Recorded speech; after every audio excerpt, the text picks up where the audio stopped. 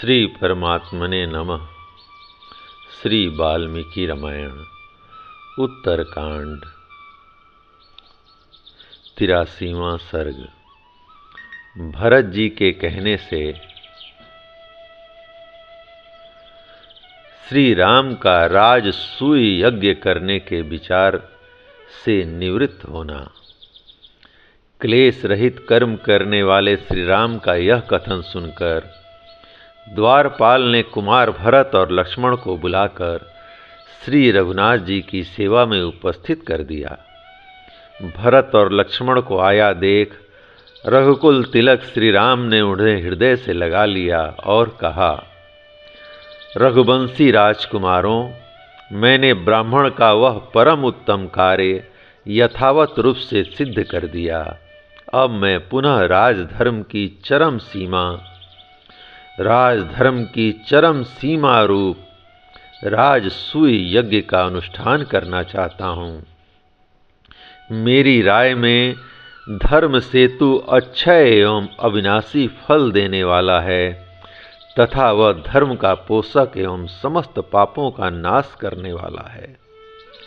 तुम दोनों मेरी आत्मा हो, अतः मेरी इच्छा तुम्हारे साथ उस उत्तम राजसूय यज्ञ का अनुष्ठान करने की है, क्योंकि इसमें राजा का शाश्वत धर्म प्रतिष्ठित है।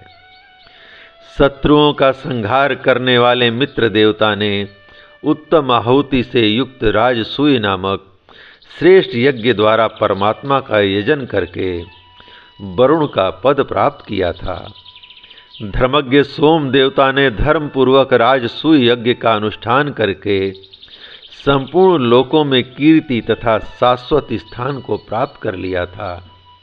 इसलिए आज के दिन मेरे साथ बैठकर तुम लोग यह विचार करो कि हमारे लिए कौन सा कर्म लोक और परलोक में कल्याणकारी होगा, तथा संयत होकर तुम दोनों इस विषय में मुझे सलाह दो।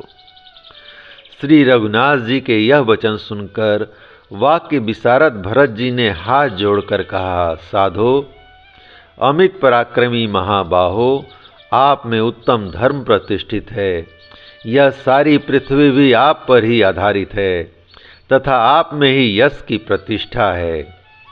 देवता लोग जैसे प्रजापति ब्रह्मा को ही महात्मा एवं लोकनाथ समझते हैं, उसी प्रकार हम लोग और समस्त भूपाल आपको ही महापुरुष तथा समस्त लोकों का स्वामी मानते हैं।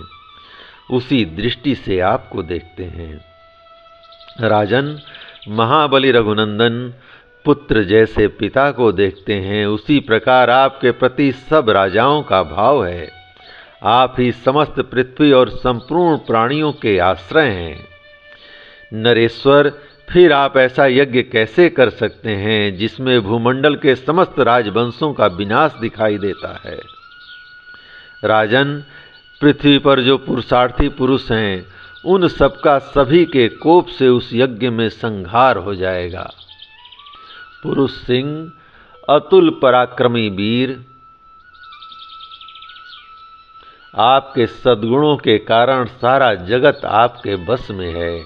आपके लिए इस भूतल के निवासियों का विनाश करना उचित न होगा।